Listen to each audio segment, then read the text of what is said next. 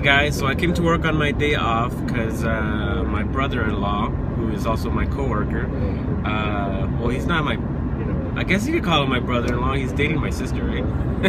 Well, anyways, you can find him at Deep Inside Our Lives. Oh, I'm sorry, I didn't say that right. He goes deep inside our lives.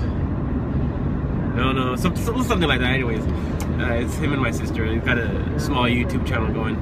But anyways, so I'm headed out to Rio Grande City, Texas, also known as Cop Country, because I'm serious, you'll run into like maybe 40 state troopers, 20 local police officers, and like 80 border patrol vehicles, and it's kind of crazy. Well, anyways, it's about 2 hours that way, and I got my little drink.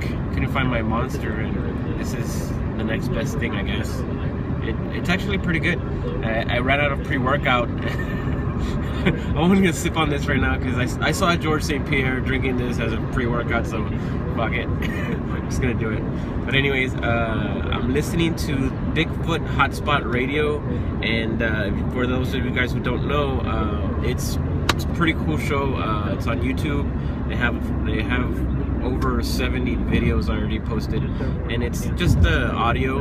It's just like a podcast, and but some of the stories are pretty interesting, so I recommend you guys go check them out, and it's pretty interesting listening. So that's what I'm listening to, so you guys are welcome to join me. I probably won't record the whole way. I've downloaded some games on my phone, and it's taking up a lot of space, so but anyways, yeah, just join me. When that splash came, that's when I went, wait a minute, listen, guys. And they went, what? Listen, what are you doing? I said, listen, there's growling next to me here. And Dave said, bullshit, you're just trying to scare me. That was his instant reaction, because he said liar, instantly liar. And Laura said, I don't know, but I don't know either. Why was I undressing? I will never know. But and just that is the water, flowing, warm water. That's all I remember. I want to thank Gord for coming on the show and sharing that encounter. A very fascinating account.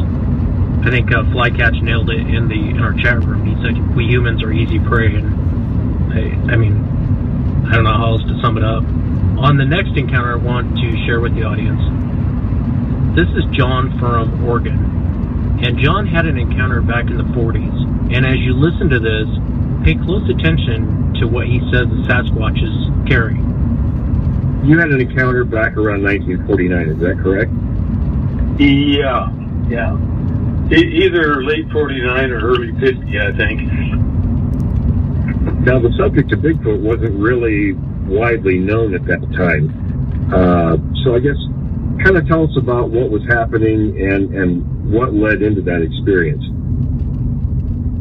Well, the only thing I know is that I was driving down the road on a cold and wet night. It was raining, and in along by Beaver Falls between Rainier and Clatkin, I was going around a turn to the right, and I just got a glimpse of something big. It looked to be very large and hairy, with something hanging under its left arm with white hair hanging down.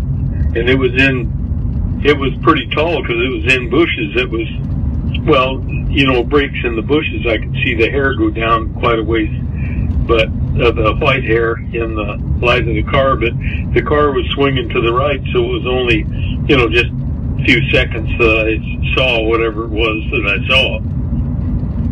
And it was raining, and so it kind of spooked me seeing something that big. And I knew there was a cabin there where this old goat lady that us kids called her, because she had goats and milked the goats for goat milk for kids that couldn't have cow's milk, I guess. And anyway, I just went around the corner, and it kind of spooked me a little bit. And that was all I saw, was just that glimpse of it. It was probably 50, 75 feet off the road in the bushes with the larger trees in the background behind it. That's about all there was to it. What was your impression at the time of what it had under its arm? I really didn't know. I couldn't tell. It just looked like something, long and white and hanging down. Looked like long white hair. I never thought anything of it at the time, that part of it, other than whatever it was looked like it was big and hairy. and that was when I thought, old Ford, don't fail me now. I want to go home. This was in the middle of the night when it was after the dance at Beaver Homes, and I was on the way home and by myself in my little 34 Ford, and I just saw that as I went around the corner. I thought, man, that was a spooky looking thing, and never thought too much of it other than that.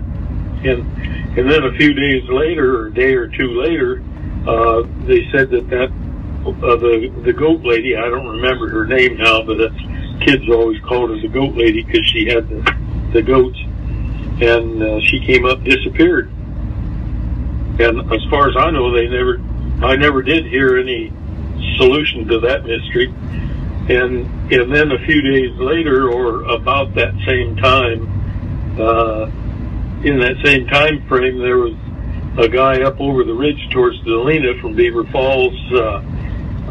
They found his head in the yard with his dog guarding it, and they said, and his body was in the house, and they said that the dog's teeth marks did not match those that chewed his head off.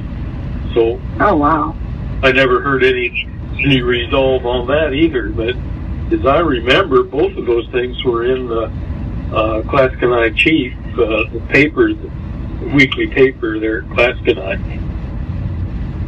And those two events were fairly close to one another, weren't they? Yeah, they were. I would guess they were within several weeks of each other.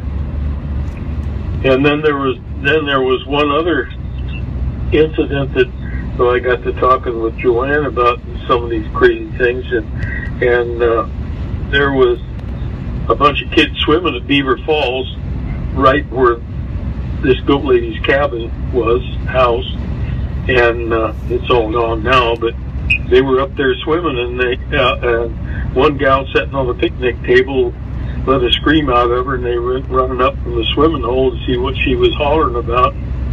And evidently she was heard something, or for some reason or other, looked over towards the bushes from a picnic table she was sitting on, and here was this big hairy thing looking at her through the bushes, and when she screamed, it let the branches back covering its face and disappeared. And when they got there, she was hysterical and couldn't talk, and then they took her to Clatskanie, and they went into Brock's confectionery and had a Coke, I guess, or something, and finally got her settled down, and that's when she finally told them what she saw that scared her half to death.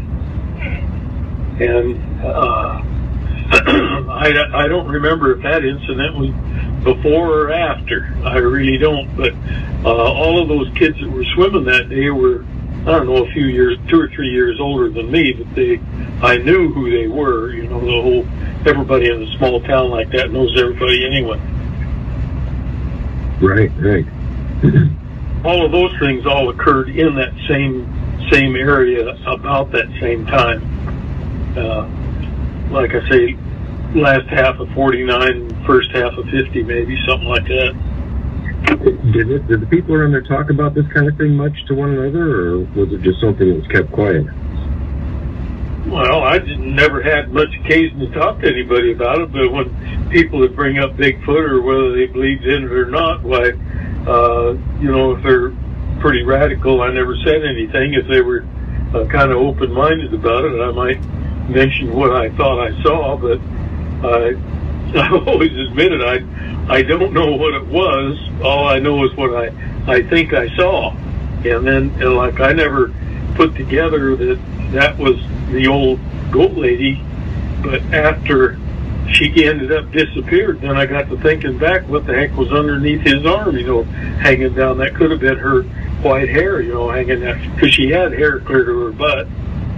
she had long hair, as I recall, way back then. Yeah, I think it's pretty tough for a lot of people who, maybe not know anything about the subject and see something and then kind of go back later and say, well, geez, maybe this is what I saw. Well, that's kind of the way I look at it, but I know what I thought it was, like it was something big and hairy, and I couldn't see any features of its face or color. It was just dark, and dark colored in the headlights. I don't even think I had seal beam headlights on that old car at that time. I think I probably put them on later. Maybe partly because of that. I don't know. That would be good inspiration. Yeah, it would have been for me. I'm so glad you guys got mics. Yes, it's awesome. It'd be interesting to go back to the newspaper that he mentioned, the Clatskanie Chief, and see if there's anything in libraries, any of those articles that are still around, maybe. Sure would. I mean, especially that encounter where the head was separated from the body. That's super violent. And if that was in fact the goat lady, then they had a serious problem in that area. So. I was going to mention about something else about Gord's encounter when he talked about the natives saying that the Indians, they did not go into that area because of the cannibals. That's identical to the Mount St. Helens area. That's what the Indians in that area said also. 954, you're on the air. Who are we speaking with? My name's Pete. Hey, Pete. I just got a quick question. Well, actually, not really a quick question, but I wanted to run something by Will and get his opinion.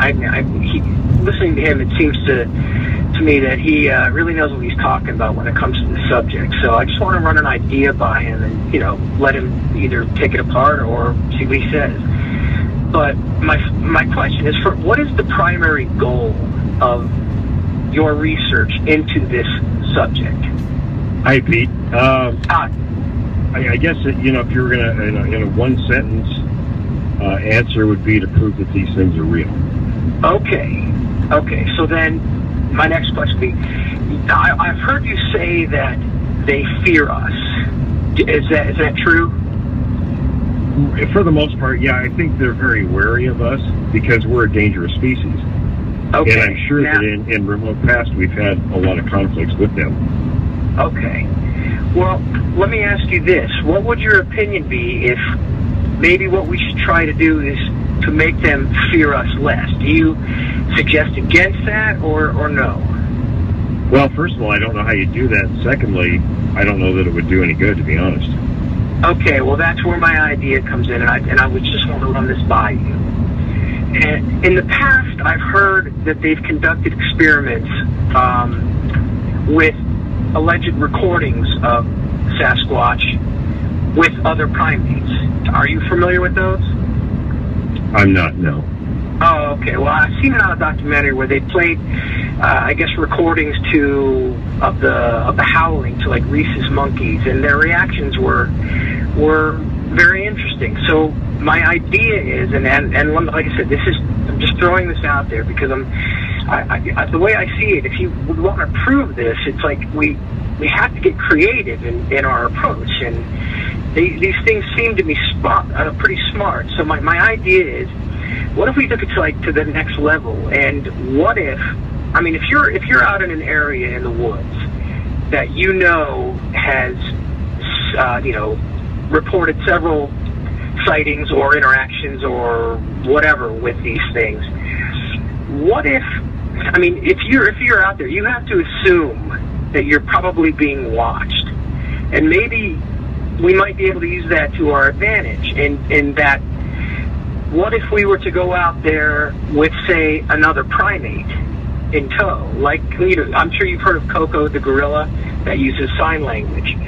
So it's not impossible to have a trained primate. I mean, I know this sounds crazy, but if we could be in the woods with another primate that shows that we can interact with another species peacefully and playfully, and let them see.